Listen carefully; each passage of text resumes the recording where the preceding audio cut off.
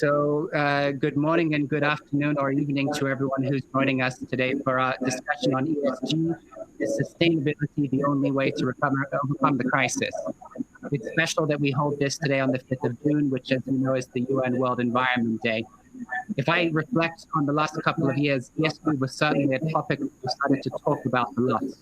We could see that the amount of assets under management that were being guided by ESG considerations was steadily increasing. And at big forums like Davos, it was the #1 topic that we would address. But then we'd get on our private planes and fly home. And it left this question of, we all understood it was important, but maybe within reason. And now in the time of COVID, it feels like the world's slightly been turned up on its head. And the questions around ESG have literally become a matter of life and death for people, for companies, for communities. And so it raises the question, where do we go from here? And as we look to rebuild businesses around the world, how do we build business better? We have 6 outstanding speakers with us today to help us unravel these and other questions. We have Oliver Hughes, CEO of Tinkoff Bank, Alexander Sharabaiko, the CFO of PhosAgro, Svetlana Demyashkevich, CFO of X5 Retail Group, Borisova, Management Board Member of Sibur, Igor Bulakov, Chief Business Officer of Sibur Capital, and Barnabas Axe, Regional Performance Director of UMA at Refinitiv.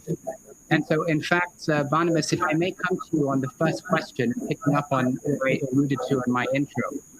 This is really the first world recession that we're experiencing when the world is in a full-on, when ESG has been part of the mainstream, or it's very close to being part of the mainstream. So what do you think the impact of COVID is going to be in terms of how investors are going to be thinking about ESG going forward? Hello, everybody. Happy to be here. Thank you for the question. Regarding mainstream and growth, assets under management in ESG funds grew to $1.8 trillion from $400 billion in 2004. So this is a 3.5 multiple and basically a 10% CAGR over 15 years. However, of course, if we consider the size of the global professionally asset managed AUM, which is around 100 trillion, we are not talking yet about mainstream. However, the increase is staggering. I mean, the net global inflows to ESG funds last year, i.e. from 2018 to 2019, surpassed $180 billion, which is basically 3.2 times over a year. Obviously, this number should continue to increase due to a lot of factors, increasing public interest, shifting investment mindset, regulations both on reporting and on the financial investment side entering into force in the next couple of years. Just to call out, 25 countries and over 1,200 local governments have officially declared the existence of climate emergency, and we currently have around 1,800 climate-related regulations around the globe. It's going to be increasing with the commitment to the Paris Agreement. NFRD2 is also entering into for this year, and there is already a consultation review to make it more effective. ESG is also a profitable factor, and actually weighted total return and ESG score factor model produce the result of the quintile performer being 11% better than the bottom quintile. And what's more important, their ESG scoring difference on a 100 scale was 43, whereas the emission difference was approaching 40 as well. So it's a very good, or it was a very good start for 2020. And of course, there were a lot of questions whether that would continue or not. We will discuss this more in detail, but ESG, the flows into ESG funds in the first quarter of the year reached $36 billion, lower than the quarter of amount of the 180 billion, but still a very significant increase. And if you think about it, it was basically around 75% of the 2018 inflows only in one quarter. So if things are getting back to normal, or when things, we presume that this kind of number should be the inflows for an annual basis should approach or get close to this 180 billion figure, which means that that would put ESG investment and ESG aspects onto a whole different level permanently. Thank you very much for that. That's some great context to kick off this discussion. And with that, I'd like to turn over to Alexander from PhosAgro and put the question, we've seen obviously many companies have had to really reorient towards the sort of the S in ESG, if you will, in the last couple of months. It's been a matter of survival. As PhosAgro has been looking at the sort of the social side and has been investing quite a lot in this space, how have you looked at that in terms of what assumptions are you looking at and what long-term goals are you working against as you allocate resources towards the S of ESG? Tom, thank you for your question. It's a rather important question. Among other things, social is very crucial part of our businesses. As people actually do business and people constitute this business. So I wouldn't say that we have to refocus in any way, because at all times we did our best to make sure that the long-term sustainability of the business and well-being of our employees and local communities in those regions that we operate is in fact matters for us. And in this regard, we have been pretty well prepared to address the social matters of this crisis. We are at PhosAgro one of the major employers in the cities where we actually represented, and as a major employer in those cities, we view safety of our employees as well as all other inhabitants of the cities incremental to the safety of overall population. And in this regard, both during current pandemic and any normal time that were past, let's say last year, we very closely cooperate with local authorities in order to make sure that we provide them with enough supplies and medical stuff.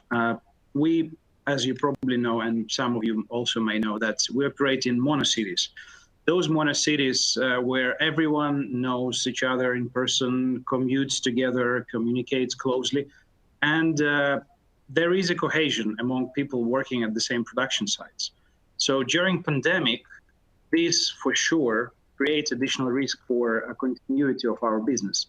So if infection is imported from, let's say, from other cities or from outside, we actually might need to make sure we deploy the speediest response, which will help us to mitigate potential spread of the virus. And that probably explains why we were among the first companies in Russian Federation which had to introduce very comprehensive preventive measures at our production sites, as well as double down on our existing support for medical and social infrastructure in cities where we operate. So as of today, we allocated a total amount of around 1.7 billion rubles to anti-COVID-19 measures. That's quite a substantial number. I would say that probably we are among 5 companies in Russia that spend that much. So with the long-term effect of these measures in mind, PhosAgro will continue playing an important role to ensure food security, because we are in food business, basically. We provide fertilizers. PhosAgro's operations, which cover the entire production cycle from mining operations, finished products, and distribution of those fertilizers, cannot be halted, or else we will basically create additional shortage of fertilizers and then later on food in our priority Russian market or in the countries where we sell our products. And to give you a FYI, it's more than 100 countries that we sell our products to. So therefore, we have to make every possible effort to avoid interruptions at our production processes, particularly during the crisis like we're facing today. So thanks to our consistent efforts building sustainable company, making it reasonably organized and structured, even at the time of crisis, which we face today, we have managed, as we believe, to go through this crisis very sustainably without sacrificing either the environmental component or corporate governance from ESG agenda. So I would say that, to answer your question point blank, social is still very important to us, and I guess to everyone here in this room. So that's all from my side. Back to you. Thank you very much. And you mentioned that you're quite critical to basically the food industry. Another company also critical to the food industry, we could say, is X5, who have kind of kept us eating over the last couple of months. And so I'll turn to Svetlana. Svetlana, X5, even actually before COVID, you introduced and adopted the first ever sustainability strategy for the company. So how would you say that this has changed your strategic goals, and what do you think the long-term impact will be for companies in your sector? You're right that we approved our sustainable development strategy last year, and it became one of the core elements of our business strategy.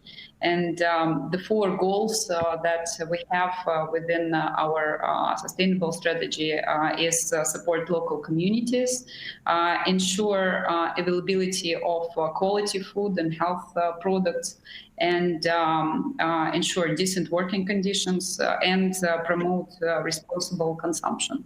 So, of course, during this pandemic period, as we just discussed, it becomes more and more important to both support local communities socially, and there are several projects that we conducted during this time. For example, our project Basket of Kindness, where we provide food. We create this food drive for local communities to for vulnerable people, vulnerable families in the local communities. And the numbers are quite impressive also. Since 2015, we gathered more than 400 tons of food and household goods were collected in X5 stores, and we provided this food and goods to almost 48,000 families in need in 60 cities. So that was one of the focuses. We also, of course, pay a lot of attention, and it's even within the current situation, is still very important to provide healthy food, and we do it through our private label, through, for example, our Green Line private label, which is where we concentrate on the healthy side of the products. We also have special areas, for example, in our Перекресток supermarket, where we have several hundred of SKUs of organic, gluten-free, and vegan products. In addition to that, of course, the biggest task for this last several months was to ensure healthy workspace for our employees. And you're right, we didn't close the stores for all this month. And the biggest task for us, the biggest strategic task was to provide safety to our clients and to our employees through all the personal protection equipment. And we did a lot of effort first, to find it internally in Russia, and we even had to bring, some of the masks and gloves and stuff like that from China, with planes. And really, it was a great effort in the company to do that, to provide all our employees with this personal protection equipment. We have more than 300,000 employees, as you know, and 60% of them, were still working and with the clients, and that was quite. Quite a stressful time for us, but I think we went through it quite well. In addition to that, yes, as I said, the 4th goal is responsible consumption, and we think it's still, the area of focus for us. How we work with our waste, and we try to ensure that almost 100% is recyclable. We also want to assure that we encourage our customers to use recyclable packaging and recyclable bags. And we even have the measures how to promote these activities through additional points on our loyalty cards, through some additional marketing activities that we do. So we're ready to invest in that. Well, overall, I would say that there's four elements: health and safety, support of vulnerable groups of our local communities, and responsible business conduct are actually major elements of our sustainable strategy going forward. Thank you very much. And I mean, you outlined just the incredible scale of the challenge here the companies are facing. And with that, I'd actually like to come over to Darya from Sibur, one of the largest petrochemicals companies in the world. And Darya, I wonder if you can talk us through Sibur's thinking. I mean, in a way, companies are slightly torn between having to pay attention to immediate social demands and requirements, but maybe in some ways balancing that against their own longer-term sustainability. And sometimes you can even argue there might even be a tension between these two. How do you see that from Sibur's perspective, and where do you see that balance between social investment now and ensuring the company continues to exist and thrive in the future? Yeah, the first question is, do you hear me? Yes, so that question is easy. Wonderful, yeah. Wonderful. Okay. Then I would say that from our point of view, actually, the best strategy is when the short-term actions that are driven by the current environment are fully consistent and reinforce the long-term sustainable growth and development of the company. And that's, I think, the basic principle. The timing, the little bit tactical priorities may change, but the essence is that those actions need to be consistent and coherent with each other. And what that means for the current crisis and the current social priorities for the company is the following. That in terms of social aspects, there are several elements. First is the health and safety of our employees. And second is actually support and thus also health, safety, and ability to operate of our partners, who are our customers, suppliers, the construction companies that are continuing actually to work on sites for the priority investment projects, and the regional administrations with whom we're working jointly to ensure there are proper, safe, and livable conditions for the different audience. And I actually think we have done quite a number of things on all those dimensions. Were the employees, we're actually one of the first to go on remote work before the kind of Moscow and country did so. And we also were very fast to turn the workers to shifts when we test them in advance, and then they stay for 2 weeks working on a production site to control the kind of the spread of the risk and of the virus.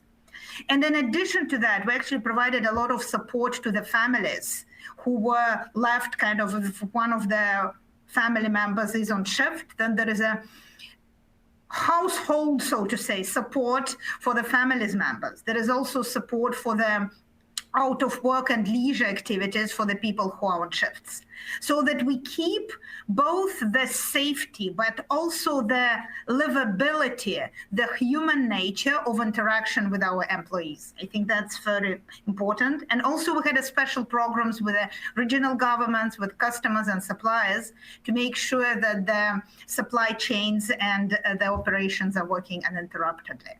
And I would say that this actually should strengthen us going forward for our long-term growth, because that would make all of us together actually more resilient to the future crisis, which I'm sure this is not the last one. And I think this, after going through that, we would become more agile and more nimble and more resilient in our response to those events together with our employees and with our partners. Darya, thank you so much for that. And I think, sadly, we'll probably all agree with you that this isn't the last crisis we face. And so the lessons we take from this one might influence what we do with the next one. But with that, I'm going to turn over to Oliver Hughes, who's the CEO of Tinkoff Bank. Oliver, you sit in a different kind of sector. You know, you're one of the world's largest digital banks. You don't have branches, but you have a lot of employees. Your ability to attract and retain talent is critical to the business. And so I wonder if when you think about ESG in a way from a sort of an HR perspective, how do you sort of create the environment that allows you to get the talent that you need to make the business work and continue to innovate, but while also being mindful of the sort of the wider community around you? Sure, thanks, Tom. So, as you in question, we don't deal with out of ground, we don't have food. So you're absolutely right. We're living in a paradigm because we're an online organisation. We have a very small carbon footprint because we provide so we have a different paradigm. So talking about ESG in this context maybe sounds a little bit strange to a certain extent, but it's actually something which is a huge catalyst and a big driver for change in our organisation, because we're a business which is about capital, and if we can't attract the right talent and retain the right talent and motivate the right tools that we need, then we won't have a business, or certainly not a good business and a sustain. So, we used to do some stuff with down. Obviously, as a financial player, we think about things like financial inclusion. Obviously, as a responsible lender, we have to look very carefully at how we work with the Russian population, which is where all of our businesses. But we started cottoning on to the fact that a top-down approach to social issues, and we've got a lot of very active, very young, active, socially active. So we decided to do a staff survey. This is but it was also a survey about what our team members wanted in terms of how we evolve not just our work environment, but our wider kind of social outreach, if you like, and our identity as well. To tell us what they wanted in terms of the system.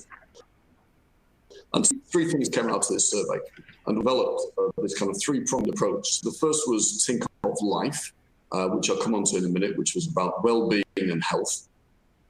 The second block was training and development. And the third was social outreach programs. And as a result of this, basically, let's say, social program, which we launched internal around 3-4 years ago, we've now got a very, very busy ESG calendar. And actually, as part of this, I just refreshed my understanding of what's going on at grassroots in our organisation. It's far wider than I actually knew myself. I know a lot of it, but there's so much going on. So I have a Slack channel where there's well over 2,000 employees. I had about 3,000 employees who are basically active in different communities. So it gives you an idea of the level of engagement in this. So just to give you a bit of detail. So think of life. As I say, we created loads of communities around this. It's about events, lectures.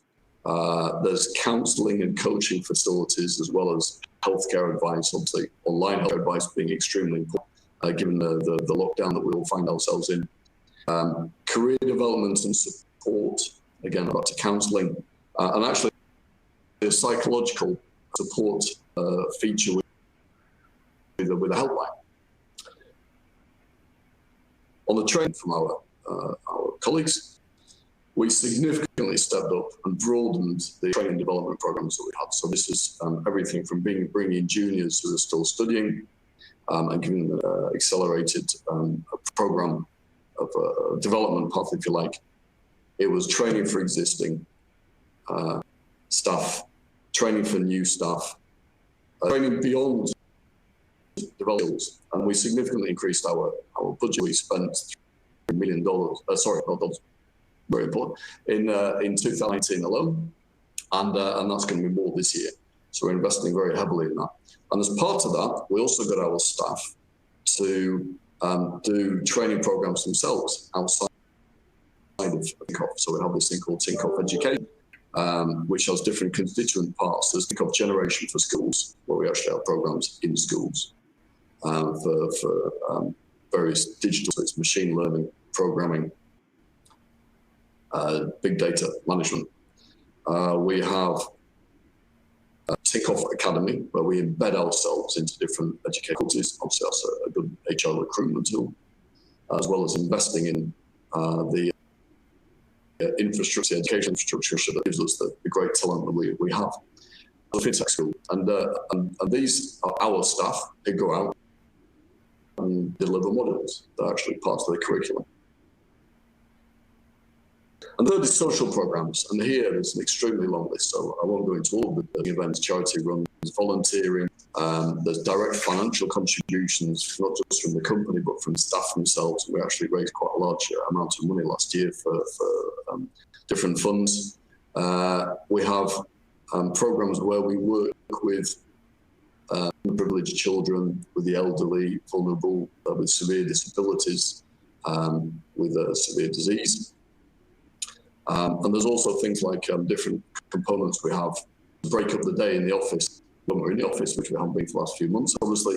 It's a charity market, it's local produce, charity, and tons more. So this will just give you a bit of a flavour. So why have we got all this? Yeah. This is what our very socially active team members want. And it's becoming a very important part of our fabric. But it's also a hugely important part of our organisational development. We don't do what our existing staff and our future staff want us to do, then they just won't become our staff. So it's about recruiting the right talent and empowering them, giving them the ability to affect society, not just through the great things we're doing in terms of mobile apps and interface and the way we work with customers, how we work with all that kind of business stuff, but also our contribution to society. And without this, we just become the organisation that we want to become at time and become the organisation that we are today. Thank you, Oliver. It's you've clearly got an awful lot going on, and I'm sure there's a lot more we could talk about, and we'll pick up on some of those themes during the discussion. But I'd like to turn over to Igor from Sava Capital.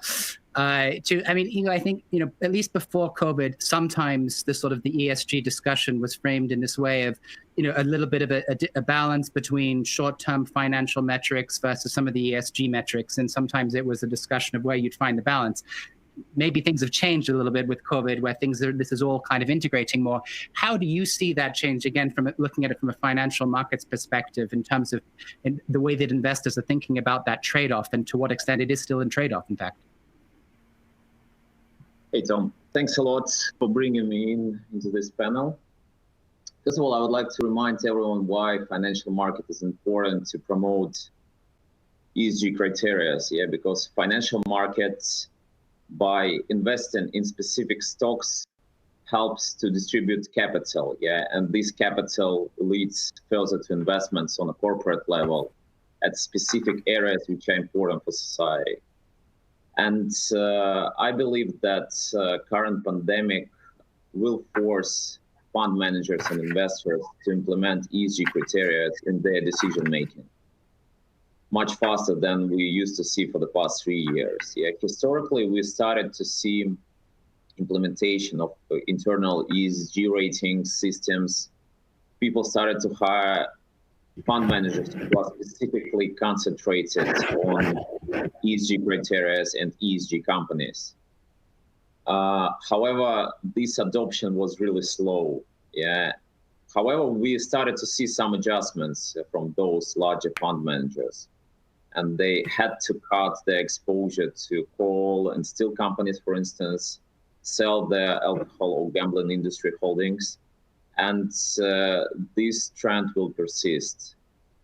As a result of implementation of those criteria, specific portfolio positions with high ESG score could get larger portfolio allocation. Thus, this company could have higher market capitalization and have more resources to implement its investment program or its social program, which is also part of it. So, for instance, if we look into Russian market example, there is in the steel sector, NLMK has a higher scoring than Severstal. And this results in NLMK having larger allocation for specific portfolio managers. And this definitely a thing which different corporates, IRs should look into when they're speaking with investors and when they trying to attract those funds. And many are asking simple questions. Is really ESG allocations, ratings, metrics are paying off? And current pandemic actually is a very good case study, I would say.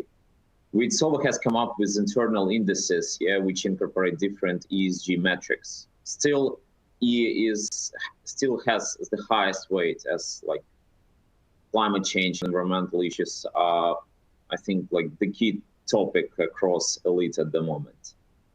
And surprisingly or not surprisingly, those indices has outperformed broader market for the past 3 months. And some indices has shown outperformance by 5 to 10%, which is a rather significant amount. And for me, and in the end for the fund managers and investors, this proves important concept, that ESG companies are really resilient and they could provide better risk return in this volatile time. And I believe that's really important from a capital allocation standpoint.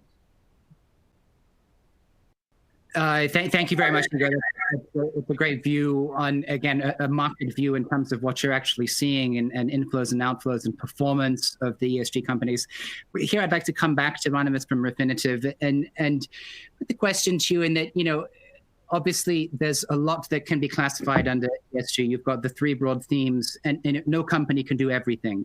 And so I wondered from looking at companies around the world, when you've sort of seen how they're prioritizing either the sort of the E or the S or the G side of it, what are some of the sort of the themes and trends that you're seeing in terms of how companies prioritize? How do they make sure that they're selecting the things that are going to be most meaningful for them, and including for their own development in the future? Maybe.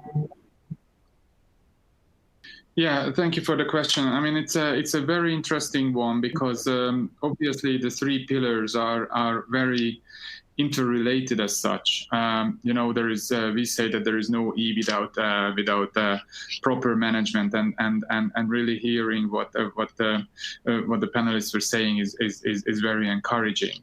I would say that up until COVID, it was the S and the G who were sort of the smaller sisters compared to E, which is especially in focus, of course, for today's World Environment Day, which is basically circular economy.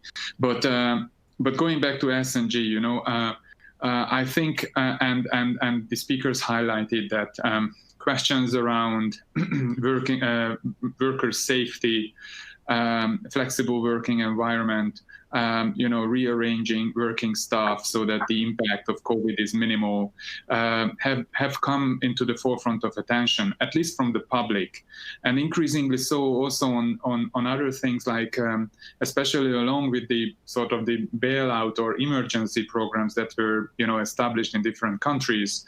There is more public awareness around dividend payments or excessive managers' remuneration or share buybacks, which could have a toxic PR stigma, if you know what I mean. Increasingly, we are following these kind of trends through a specific metric called controversies, which is basically classified negative news in different categories. And just looking at a couple of numbers, it's very interesting that it seems that companies are sort of trying to act on it, or numbers are showing the change. For example, the management excessive pay controversy, looking at the first 4 months of this year compared to the last 4 months of last year, it was 4 versus 10. So management is sort of embracing the significance of public scrutiny here, and the other one on wages and working conditions, we have 19 controversies versus 52 in the same period, compared last year the same 4 months. So this is a significant drop, and I'm guessing this is because obviously there is less negotiation power and strike-related stuff when you can't really get together.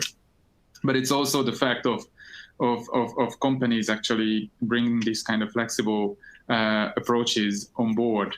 Health and safety is of course in the data as well. We have seen an increase, especially in April, in basically working safety controversies, which is basically a byfactor of companies not reacting soon enough in putting their workers into safety. And of course, this is from the public angle. But when you talk about investing, that's a completely different topic. I mean, it really depends on the investors or the the owners' preferences on how to weigh these things.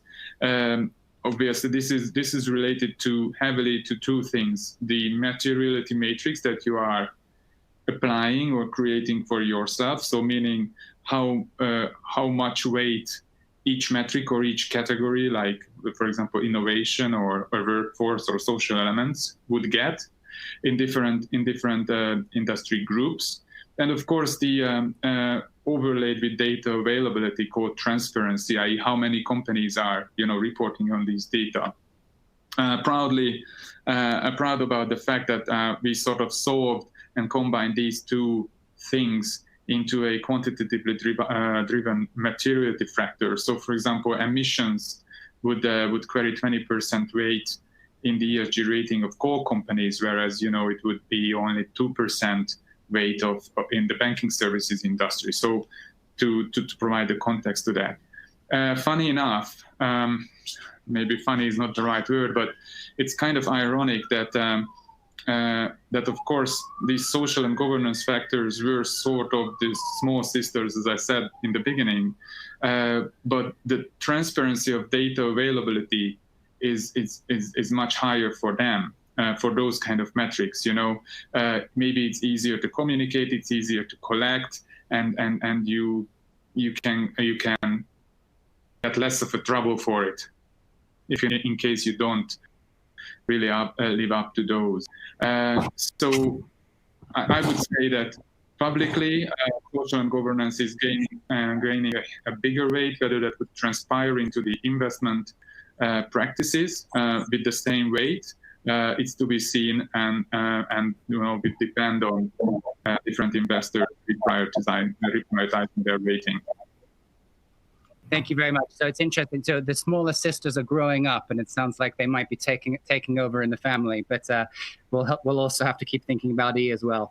I'd like to come back to Alexander from PhosAgro here and pick up on an issue that I know is a big issue in your industry: the notion of sort of safe fertilizers.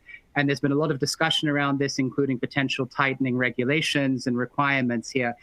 Do you think that there's a possibility that governments around the world are going to maybe put these requirements to the side or think a little bit differently about them while they have the more immediate economic consequences of COVID to really get in hand? Tom, thank you. It's a great question. And to start with, it's a very hot topic now, but the cooking has started earlier on, so it's not new. So the whole movement towards the food security and sustainable agriculture at the moment is gaining momentum, even though we have COVID-19 around the globe. But it's still very, very hot topic, as you mentioned. So this is particularly important given the growing concern surrounding the safety of food, and that overlaps with what Svetlana from X5 mentioned earlier on the retailer side. So the stakeholders in the world, they already and starting to realize, some of them, that they need to turn attention to contamination. In fact, more specifically, contamination of soils with heavy metals by use of not so good quality fertilizers. And there are some fertilizers containing high concentrations of cadmium and other harmful impurities. If crops accumulate these toxic substances, they may end up at your plate, at my plate, and our human body will basically accumulated, and in the future it will surely cause some serious illness. So there are studies on this, and we can share it. No problem with that. To mention your to address your earlier point on what governments are top priorities now. Just a few weeks ago, the European Commission released Farm to Fork strategy. And this strategy aims to support sustainable food systems and address the links between sustainable food production, human health, and environmental protection. So as you can see, this is very crucial, even given the very challenging times in the European continent. So based on estimation made by United Nations on the population growth, increase in food consumption, and statistics of agricultural food degradation, we surely face an urgent and very urgent, I would say, need to provide sufficient amount of nutrients to soils in order to obtain high quality crop yields. This only can be achieved through use of complex fertilizers that are free from harmful concentrations of heavy metals. So to say more, PhosAgro welcomes this strategy goals in relation to sustainable fertilizer use as a part of, again, European Commission Green Deal, which again was recently announced, which is addressing growing concerns in society about agricultural's impact on the environment. So to take your answer straight, I don't think that this issue will be any less important in the medium or long term than addressing COVID-19 challenges. So the European Union is a good example, is moving ahead with its Green Deal, and more broadly, I think that people going forward will continue to become more and not less conscious on the health issues, including those related to the food that they actually eat on a daily basis. That concludes my part. Tom, back to you. Thank you, Alexander. And with that, I'd like to come back to pick up on another issue with Darya of Sibur. I mean, Darya, if you'll allow me to say, I think when we think about plastics, in some ways, plastics during the time of COVID have kind of gone from being sort of villain to hero, you know, and that they've played such a big role in the sort of response to COVID on hygiene and in many other areas. And so I wonder, you know, again, you also adopted a sort of sustainability development strategy earlier in the year. Has COVID and the role of plastic in some ways, has your view on this changed in the past couple of months? Okay, thanks for that, Tom. So here I would actually have two messages to talk about. One is about the role of plastics, and second is about our view on the strategy here. And the role of plastics, actually plastics demand globally has been growing ahead of GDP for the last several decades. And that was actually for the reason. Because this is a material that provides different and better functionality in many aspects. It makes materials lighter, stronger. It protects the food from degradation, increases shelf life. And actually, in this way, it helps to preserve the food and reduce the waste. It is also, if you look at the full cycle of plastic production compared to some other packaging, it actually emits less CO2 and pollutes, for example, water and air less than some other types of packaging. So it was, and I think the COVID only stressed one particular characteristic and aspect on nature of the plastic, that it's protective nature. It protects you from infection. It also can nicely wrap the goods that we're now all getting online instead of going with our bags shopping, etc. So, but the nature of the many aspects can give superior qualities, also contributing to the ecology and safety did not change. The problem is not the material per se. The problem is the ability of the industry to collect and recycle it. Because again, the nature of plastics is such that most of the of plastics are recyclable by nature. We just need to consolidate our forces and ensure that there is a coherent mechanism to collect, sort, clean, and recycle. And then we will get all the benefits of the materials without them negatively affecting the environment.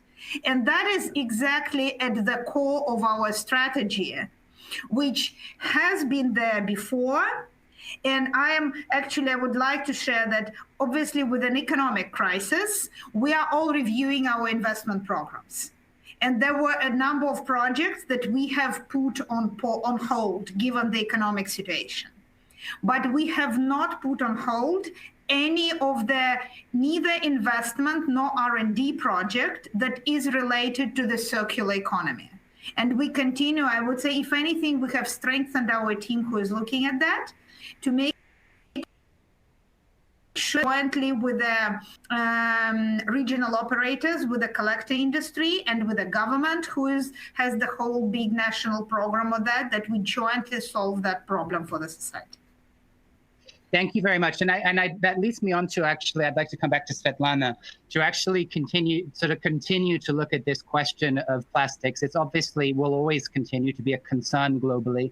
I know that X5 has done quite a lot to increase use of recycled plastics, but what else do you think that the company can do to sort of really encourage, I guess, what you might call rational consumption, right? So, and is there a tension even between hygiene and rational consumption? How do you see that? Thank you for the question. And first, I would agree with Darya that this promoting the cycling economy and the recyclable plastic is probably the best way we can move here all together. So that's also what our role in this can be as a Russian leading retailer. And of course, we understand the magnitude of our environmental footprint, including potential waste. And here, of course, we try to ensure that we as much as more materials that we have that we generate in the store is recycled and not put as a garbage into landfill. And to do that, we have a lot of projects internally, but also we need to stimulate our customers to help us with that, to make the consumption more reasonable and oriented to reduce waste. Internally, what we do is that we try to ensure that structurally most percentage of our plastic bags are with the highest percentage of recyclable plastic in it, up to 35%, which is a very high level, even looking at the worldwide benchmarks. We also try to gather in the shops and in our distributional centers plastic, cardboards and paper, and to recycle as much as we can, including the pallets, trolleys, etc.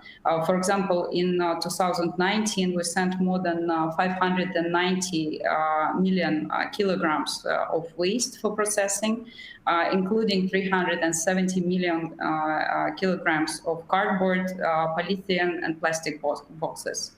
And so these numbers also have a good impact, of course, for the industry overall. To stimulate our customers to be responsible consumption, we give additional points in our loyalty cards for using the recyclable bags or for using recyclable packaging or recyclable weighting, bags for weighting of fruits and vegetables. We also promote in our stores and in our marketing materials also to use more responsibly of the packaging and of the plastic bags. And for example, we introduce the new kinds of bags in our stores, without use of plastics, and we also promote them actively and spend part of our marketing budget on that to promote the usage within our customers. In addition to that, in many of our stores, we have recycling machines where our customers can bring back the bottles after usage of the products. We do these projects with our international partners like Coca-Cola, Unilever, and Henkel. So that's also one of the important initiatives.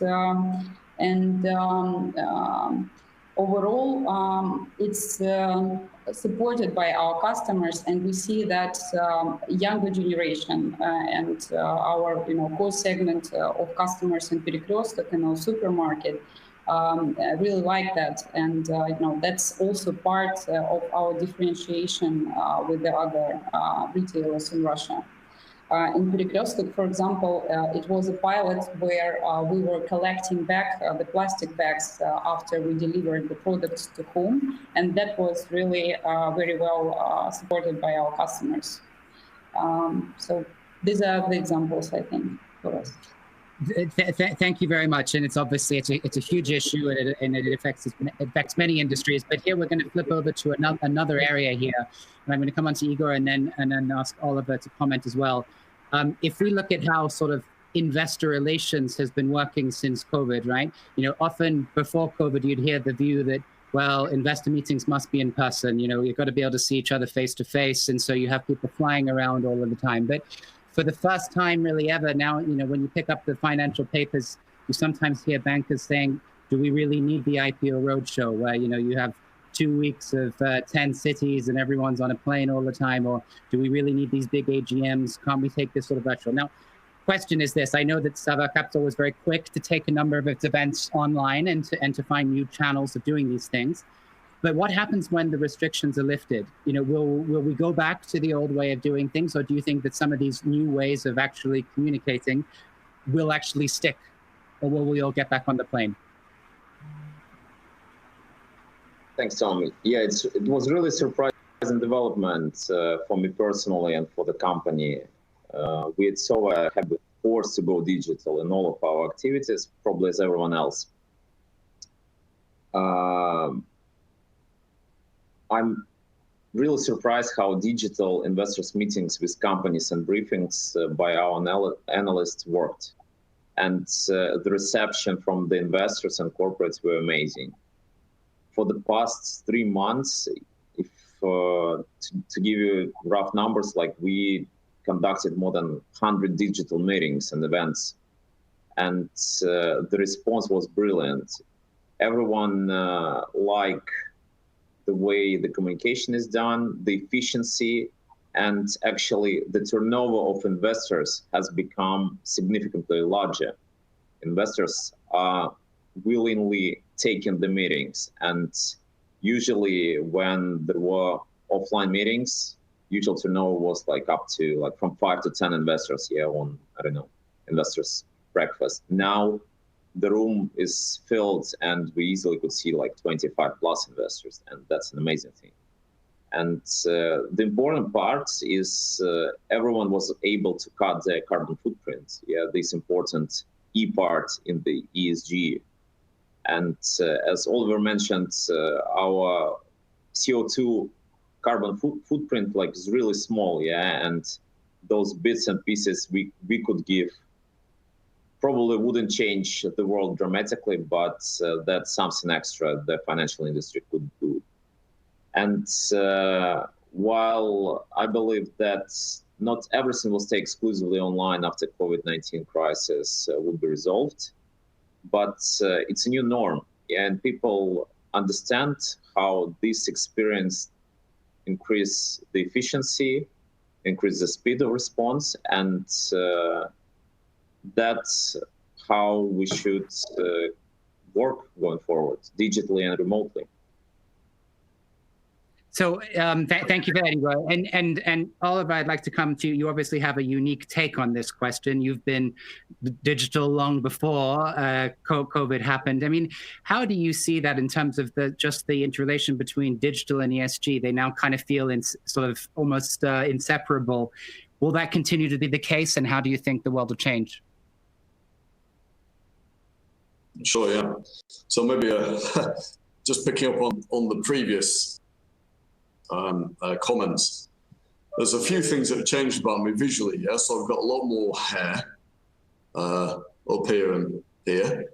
Let it all go. But you'll also see that there's less bags in my eyes. And the reason for that is because I'm not in planes the whole time. So I'm extremely glad that we're moving to a different format of interaction with investors, potential investors, where you probably need a face-to-face meeting first for the first meeting. But then for maintenance and the general ongoing disclosure, informational events, just questions that people are asking, just hopping onto Zoom for everybody. So it's the next stage in evolution from what you want one meeting in people's to conference format where it's more efficient for everybody involved, not just the guys on the company side, like on the investment side as well. Moving to a more digital format for most events. So I think it's great, but obviously what's been most fundamental change for us is on the HR side in terms of our, because on the customer facing side, we've always been digital, as you quite rightly said. So we've always had digital interaction.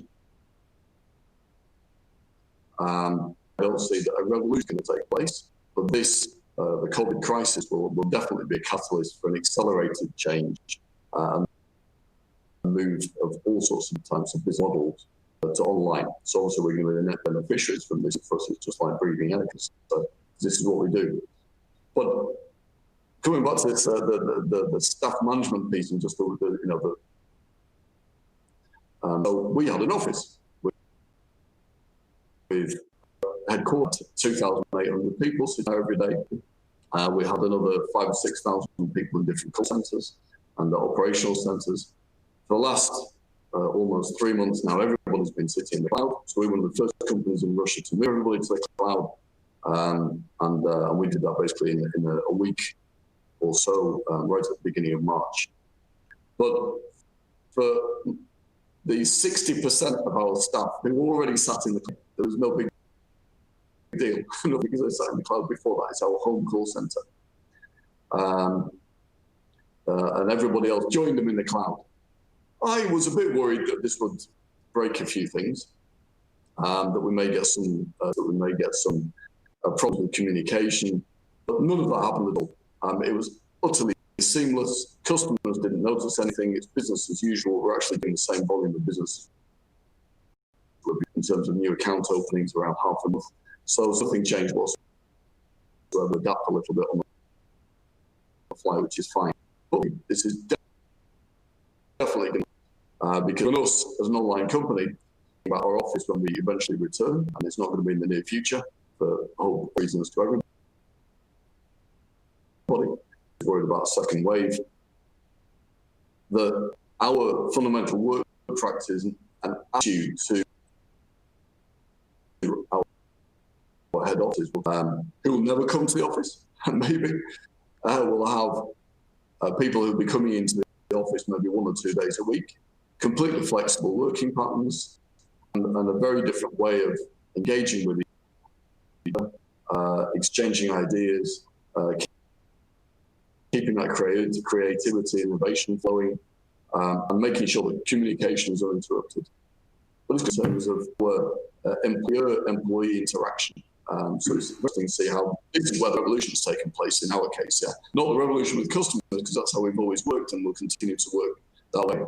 It's in terms of what's happened internally, and that's for our company, which is basically a tech company. If you think what impact it's having in other companies, it's absolutely fundamental, completely different interrelationship between the workplace and the employer and the employee and their everyday work practice.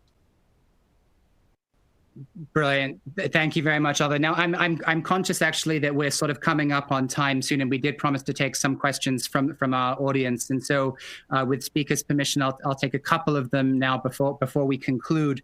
There is one on the subject of plastics, which I think we'll give to you, Darya, which is from Yaroslav Graznov from Horizon Corporate Finance, who believes the future is very much in plant-based plastics, and asks the question whether Sibur may look to a transition to plant-based plastics in the long term. Okay. I assume plant-based plastics, you mean the bio feedstock for production of the plastics and not the fossil fuel feedstock that we're currently using from the associate, from basically oil and gas production. I believe that's so right. That's how I understand the question. So there is indeed this topic on the agenda of chemical companies, and Sibur is definitely one of them. And I think there are two. The underlying reason is that, in theory, biofeedstock is the one that can give you almost neutral or negative carbon footprint, because that's yet to be proved. But in theory, there is a logic behind it. And especially, it's important, especially that it's a second generation. So it's not competing with the acreage for the food, which we know from a separate discussion that there is also kind of a certain strain of the resources, how we can feed the population.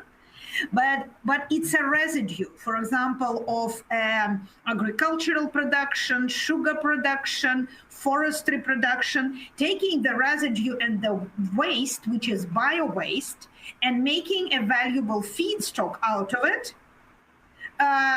to produce valuable plastic materials. I think this is a very kind of right theme and idea that, as I said, quite a number of chemical companies are looking at it.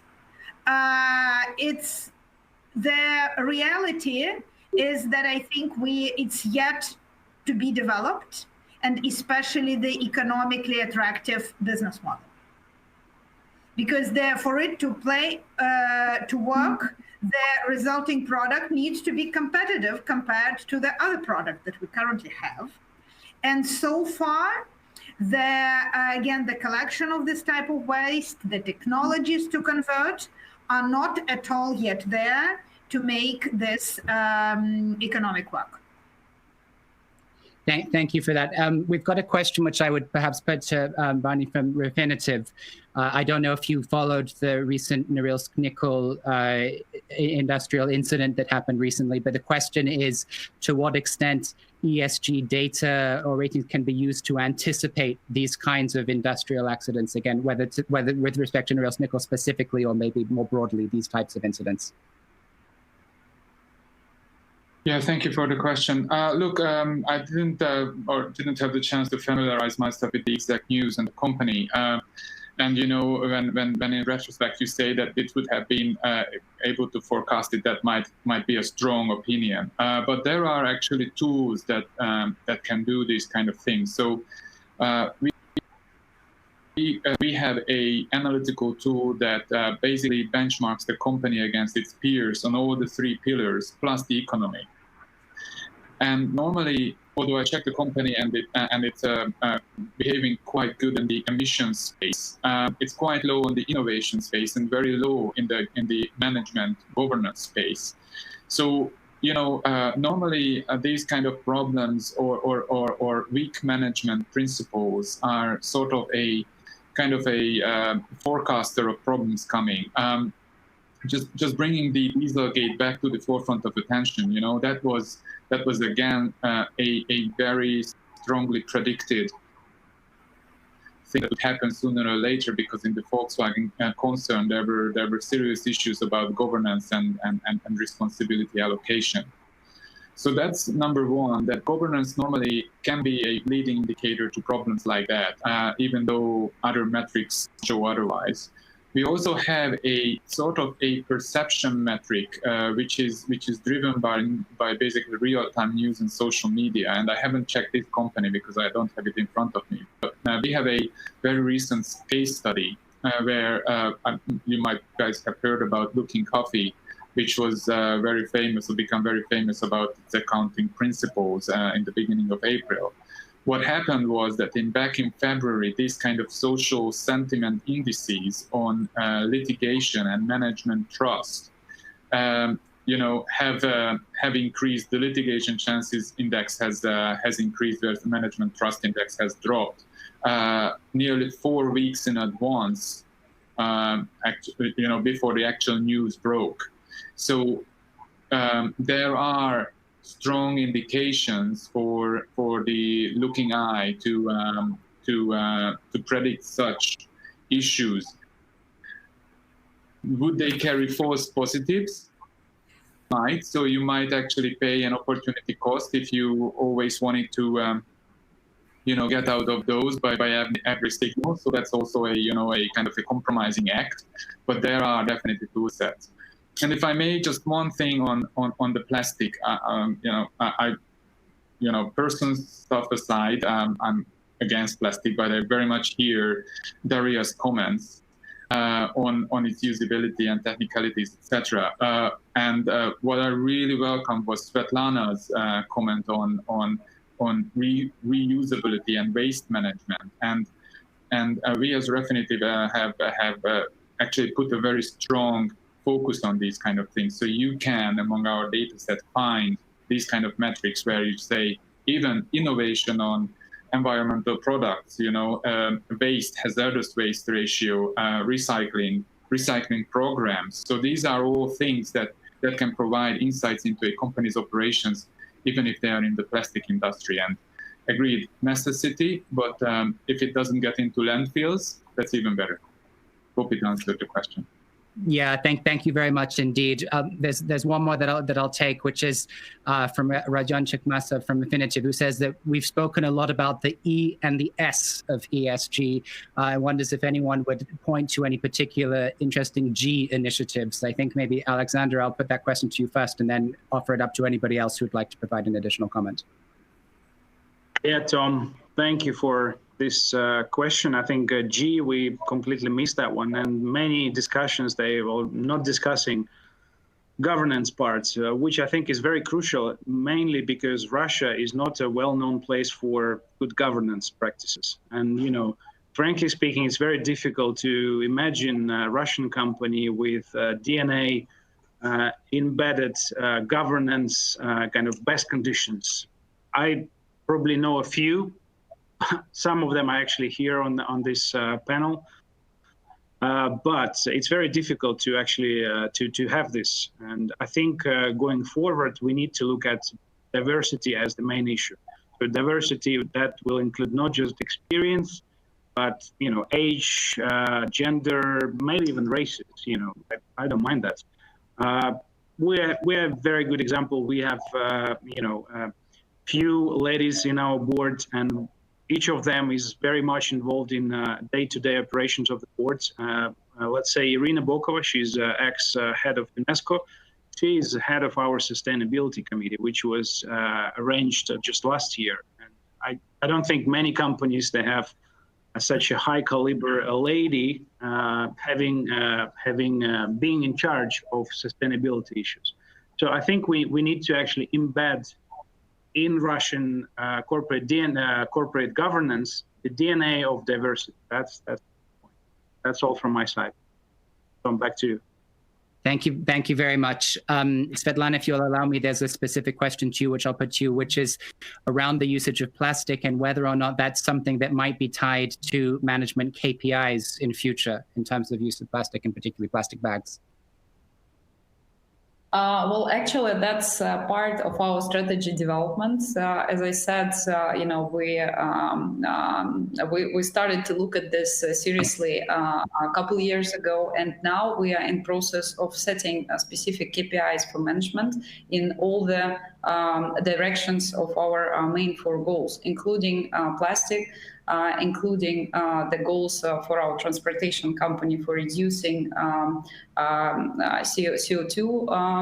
And we want to be very specific in terms of how we set these goals, how we control, how we ensure that these goals are achieved within the organization. And we also want to be as much transparent as we can to the external world in that respect. And I think comparing with the other Russian retail companies, we really want to be a leader in that, and to drive this change in retail, because of course retail industry is having a major footprint in ESG, and overall being the leader in Russian retail actually gives us this also pressure to be responsible, and we understand that, and that's actually becoming part of our DNA of the company. Thank you. Oliver, I'd like to just give you a chance to comment on any of these questions that have come up from the audience, either around the sort of the governance side or anything else that you'd highlight on these themes that we've been addressing.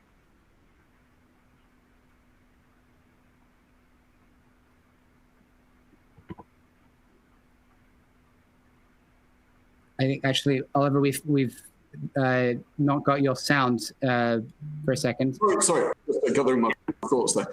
So I think in our case, what is most important is, because of the nature of our business here, so we have a lot of, if you like, inherent advantages in this space. There's lots of development areas for our company, for sure. But I think we're in pretty good shape. But what is really being driven is change through our staff. So they have an awful lot of good ideas to bring to the table. And if we don't basically conform, if you like, to or at least giving our staff the opportunity to realize a lot of these ideas and issues that they have, and the ability to do contribute, then they just won't come to us. So we have, and this can be an organization. And so we have, listening to investors is important, listening to regulators is important, listening to all the different stakeholders in our orbit is obviously extremely important. But they're almost like, some of them are essential, but a lot of it's optional. But if we don't listen to our staff and what they want to make our company into over time, then we just won't get the staff who will be able to build a business and continue building a great business in the future. So it's not an option, it's a necessity. I think that's the point I'm trying to make. I think that's great. And it's in a way, that's a theme that's come across in all of your answers here, is just the importance of staff and how that's actually been a driver of so much of your efforts around ESG. And I think it's an interesting perspective, particularly when you work in an industry like yours, which is so cutthroat for the top talents. And so it's a very interesting perspective. I'm going to give the last question to Igor, actually, which is something that you and I were talking about earlier, but which is around how people's views around sort of social preferences and social sort of demands will change for companies, corporates, and so on, and particularly with COVID having been such a driver of people's philosophies. It's a philosophical question, but I know you're up to the challenge. Maybe you can give us a final view in terms of how the world looks different when we come out of all of this. Yeah, actually, that would be my personal belief, because it's a philosophical question, as you mentioned. But I think after this COVID pandemic, there would be a major society transformation. We'll move from society which is capitalist to social capitalism, another dimension. And in April, in developed market countries, we have seen a large-scale experiment on people with those universal credits going into the population. And some of the people experienced a very strange situation when their income actually has increased despite the fact that they lost their job. And this tells me that we are getting closer to implementing universal basic income across entire population in developed markets. Of course, emerging markets are not up to the task yet. However, that should have a detrimental impact on financial markets and how people are thinking about money and their investment decisions, because that in the end should transform your investment approach. You don't care about, you care about financial returns, dividend yields, usual multiples, but that's not the only factor you incorporate in your decision making. You should look into what social impact this particular company has on society, what product it provides to me and to my children, and what environmental effect it has. And I think that's a major change. And actually, economics, it's not ready to the task yet. Yeah, we haven't come up with proper metrics yet how to estimate both financial impact and social impact. And that's a lot of work to do for financial industry. Yeah, I think that one thing this discussion has shown, we've all got a lot of work to do. Certainly things are changing. We've ended up on a philosophical note, but it's a time for philosophy as well as everything else. And so with that, let me thank, again, our partners from Refinitiv and also BNE IntelliNews for their support. And thank you very much to our excellent speakers. Ladies and gentlemen, I hope we can continue this discussion in other formats. Thank you very much. Thank you. Thanks, everyone. Thanks, the audience. Good weekend. Bye-bye. Thank you. Stay well. Yeah. And I'll be waiting for you at Squash Court, Tom.